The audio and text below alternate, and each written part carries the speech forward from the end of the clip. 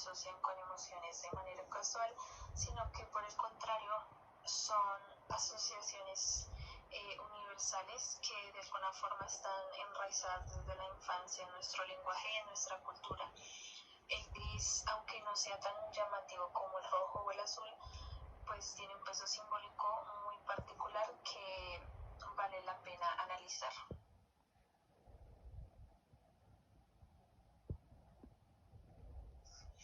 En el capítulo del color gris podemos encontrar distintas titulaciones o nombres que definen a este color. En primera instancia encontramos el gris sin carácter, carece de identidad propia y se percibe como apagado, neutro, sin emociones. El gris es conformista, busca siempre la adaptación y depende mucho más de los colores que lo rodean que de su propio tono. Entonces pues el mismo gris puede parecer unas veces claro y otras veces oscuro.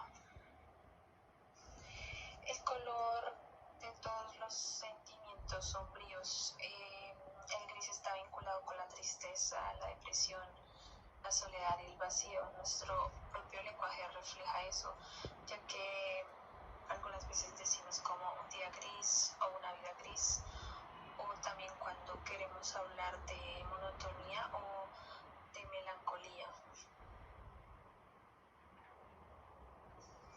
El color de lo desapacible, es decir, un cielo gris, nublado, y se asocia con incomodidad y malestar. En este contexto, el gris es como sinónimo de clima pesado, de ambientes poco acogedores, fríos y poco estimulantes.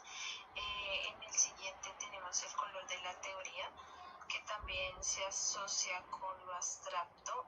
Puede simbolizar como la racionalidad y la reflexión, pero sin la pasión de otros colores. Es el color de las ideas que se quedan como en el pensamiento y a veces resulta árido o distante de la vida práctica. También en el siguiente tenemos el color de lo horrible, lo cruel y lo inhumano. En contextos históricos, pues el gris está más vinculado como a la crueldad y la deshumanización. Entonces, en este contexto pensamos como en uniformes militares o en campos de concentración, y pues en estos casos el gris no solo sería un color, sino que también un símbolo de lo frío y de lo inhumano. En el siguiente ítem tenemos las zonas grises de lo secreto, y en este caso el gris es el color del oculto, de lo que se mueve entre lo permitido y lo prohibido, y de aquello que no es ni blanco ni negro. Tenemos el siguiente, que es insensible o daltónico. Es cuando alguien prefiere el gris en los tests psicológicos y a menudo se interpreta como apatía, insensibilidad o falta de entusiasmo vital. El gris en este sentido pues aparece como el color de quienes buscan pasar desapercibidos o quienes evitan la emoción. En el siguiente tenemos la pregunta: ¿qué dicen los tests de los colores sobre el carácter? Entonces, según el libro, dice que elegir el gris indica aislamiento, rechazo a la vida social y tendencia a la apatía. Entonces también puede reflejar el deseo como de protección, de refugiarse en un espacio neutral para no exponerse demasiado.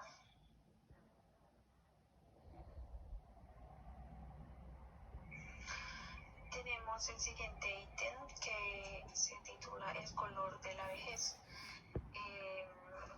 En el libro, pues el gris en este caso se asocia directamente con las canas y por lo tanto pues a la vejez. Entonces también puede decir que representa como el desgaste del tiempo, la pérdida de vitalidad y el final pues de la etapa de la vida.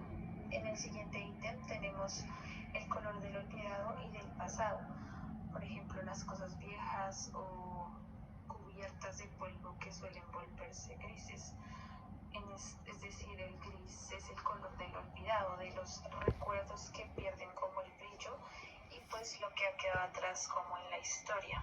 En el el siguiente ítem tenemos el gris de los artistas, la grisalla. La técnica de la grisalla se utiliza en diferentes tonos de gris para crear efectos de volumen, luz y sombra. Pues en este contexto el gris es como un recurso que da profundidad y sobriedad a las obras. Tenemos el color de la pobreza y de la modestia. Históricamente pues las prendas grises se relacionaban con la pobreza porque teñir telas con colores vivos era costoso. Entonces, en este caso, el gris simboliza la modestia, la sencillez y la vida sin lujos. En el siguiente ítem tenemos algo relacionado que es el color de lo barato y lo vasto. Entonces, además de la pobreza, el gris puede representar como vulgaridad y falta de elegancia, porque pues se consideraba como los materiales pobres y de baja calidad, entonces solían tener tonos apagados o grises. Tenemos en el siguiente ítem los vestidos de las grisettes, que en el siglo XIX en Francia las grisettes eran mujeres pues jóvenes de clase baja que trabajaban como costureras o vendedoras, entonces sus vestidos eran grises. Y en este caso está asociado con lo sencillo y lo económico. Entonces acá podemos ver el gris reflejado como la modestia, pero también con cierto encanto popular del momento. En el siguiente tenemos la mediocridad deseada, el gris en la moda masculina. En la moda masculina, el traje gris se convirtió como en un símbolo de seriedad, discreción y profesionalismo, y representa el deseo de pertenecer a un grupo sin destacar demasiado. En este caso, no se trata como de una mediocridad negativa en el sentido de la incapacidad, sino más bien de una mediocridad funcional y aceptada, como por ejemplo decir ser uno más dentro del sistema o mostrar como neutralidad y discreción como virtudes. En el siguiente tenemos a Goethe contra Newton, metafísica contra física. En primera instancia, tenemos que Newton estudió los colores desde la física y descubrió que la luz blanca se descompone en colores, es decir, el espectro. Para él los colores eran fenómenos medibles y objetivos. Goethe, en cambio, criticó esa visión y él veía los colores como experiencias humanas con carga emocional, simbólica y estética. Entonces, para Goethe el gris tenía una importancia particular porque es el color que aparece cuando la luz y la oscuridad se mezclan. No es solo física, sino que es vivencia psicológica. Entonces, acá se enfrentan con dos miradas: Newton, la ciencia, exactitud y lo medible, y Goethe, arte, subjetividad y lo simbólico. En el siguiente ítem tenemos la influencia de Goethe en el gusto alemán. Goethe no solo fue un escritor y poeta, sino que también influyó muchísimo en cómo los alemanes perciben y valoran los colores. Su teoría del color pues fue tomada en serio por artistas, diseñadores y arquitectos más que por los científicos. Entonces, el gris, bajo la visión de Goethe, se consolidó como un color profundo, reflexivo y culturalmente respetado. No solo se consideraba una ausencia de color. En Alemania esa influencia se reflejó mucho en la moda, el diseño y pues hasta en la arquitectura, pues donde el gris se volvió como un símbolo de seriedad, sobriedad y pues de pensamiento. Y por último tenemos el último ítem que dice la aversión de los pintores a la teoría. Entonces, en este caso, muchos pintores rechazaron las teorías de Goethe y Newton porque preferían, experimentar directamente con los colores en su arte. Para ellos, que estas teorías limitaban la libertad creativa. Entonces, el gris en la práctica artística fue un color difícil que podía ser considerado aburrido o poco atractivo, pero al servía para crear como atmósferas melancólicas, dramáticas o realistas. Así, mientras los teóricos, digamos que discutían el significado del gris, los artistas lo usaban como herramienta práctica para profundidad, sombras y contrastes en sus obras. Buenos días, mi nombre es Valeria Alejandra Reaninada. Yo les voy a hablar sobre el color blanco. Significado y simbolismo del blanco según Eva Heller. Pureza, inocencia y perfección. El blanco se asocia tradicionalmente con la pureza o limpieza, la inocencia, lo original, lo que está sin mancha, así con ideales morales como la honestidad y la perfección. Comienzo, novedad, objeto, impecable. Es el color del inicio, de lo nuevo, lo que comienza, también lo que no tiene imperfecciones visibles. Ejemplos simbólicos: la hoja en blanco, la nieve virginal, el vestido de novia en culturas occidentales. Luz, claridad y falta de color. Blanca luz, claridad visual, la ausencia del tinte.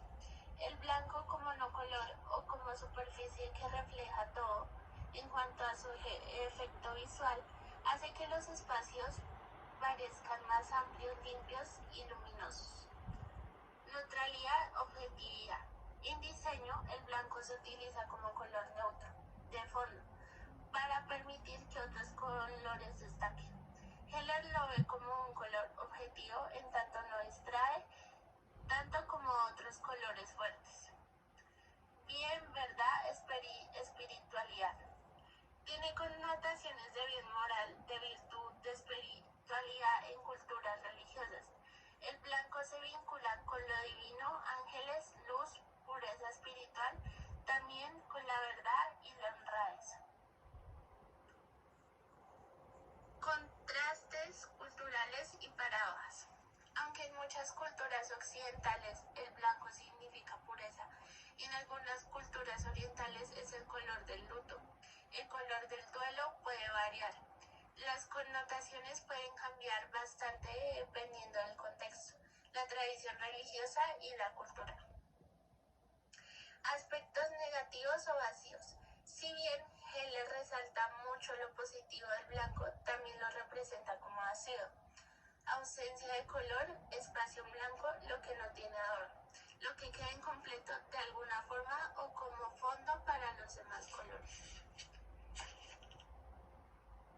Bueno, continuando con el color naranja, Eva Heller explica que este color nace de la mezcla entre el rojo y amarillo, heredando la energía y vitalidad del rojo y la alegría del amarillo. Para ella es ante todo el color de la diversión, cálido y siempre estimulante. Eva también habla acerca de la cultura y el simbolismo de este color, teniendo muchos significados culturales. Por ejemplo, en el budismo simboliza la iluminación. En Holanda está ligado a la casa de Orange y en otros contextos simboliza la protesta y la transformación. Eva también habla de la popularidad y la ambivalencia de este color, ya que, según ella, a pesar de sus cualidades, el naranja no es un color muy amado. Genera atracción y rechazo al mismo tiempo, y como es un tono dominante, puede resultar excesivo o poco elegante. Además, ella habla de su significado, pues el naranja expresa optimismo, sociabilidad y creatividad, llamándolo el color de la fiesta, porque invita al encuentro y al juego. Quienes lo prefieren suelen ser extrovertidos y abiertos al cambio, según ella. Además, ella habla mucho de los matices y tonalidades del color naranja. Ella insiste en que el efecto del naranja cambia con el matiz, es decir, los tonos brillantes transmiten alegría y dinamismo, mientras que los oscuros o apagados evocan austeridad o tristeza. Y finalmente, según dice Eva Heller, los usos prácticos de este color podrían ser en publicidad y diseño. Destaca que el naranja atrae la atención y funciona bien en productos juveniles o de ocio. Sin embargo, desaconseja totalmente usarlo en contextos de lujo porque resta seriedad y puede ser demasiado